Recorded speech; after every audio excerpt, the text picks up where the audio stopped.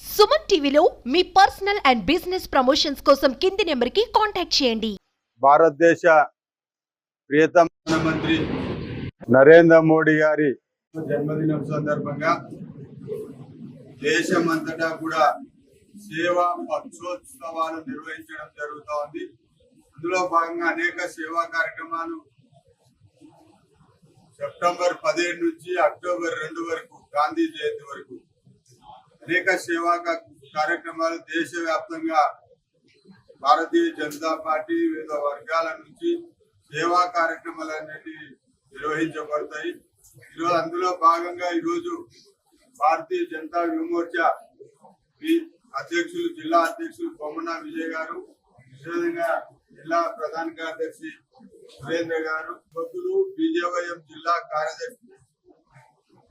కార్యదర్శి పృథ్వీ నారాయణ గారి ఆధ్వర్యంలో ఈరోజు ఇంత పెద్ద ఎత్తున రక్తదాన శిబిరాన్ని ఏర్పాటు చేయడం ప్రారంభించడం జరుగుతూ ఉంది. ఇంత పెద్ద ఎత్తున యువకులు విద్యార్థులంతా కూడా ఈ కార్యక్రమంలో పాల్గొన్నందుకు వారందరికీ కూడా ప్రత్యేక ధన్యవాదాలు, కృతజ్ఞతలు తెలియజేసుకుంటున్నా. భారత్ మాతాకి మాతాకి నరేంద్ర మోడీ గారి నాయకత్వం,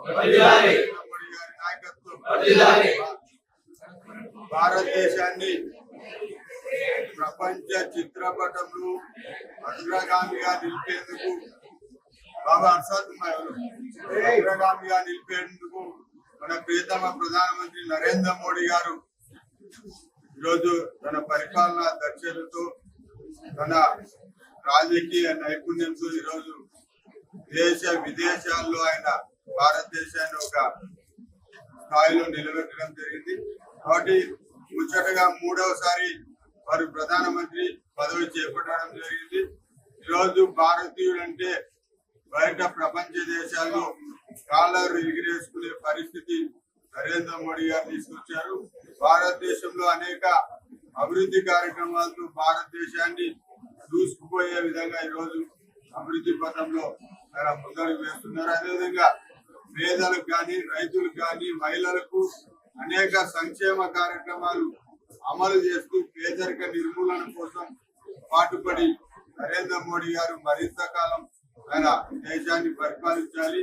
అందుకు వారికి మనందరి ఆశీస్సులు, మనందరి ఆదరాభిమానాలు వారికి ఇవ్వాలని చెప్పి నేను కోరుకుంటూ, ఖచ్చితంగా రాబోయే రోజుల్లో భారతదేశం విశ్వ గురువుగా అవతరిస్తుందని వారి నాయకత్వంలో తెలియజేసుకుంటున్నాను.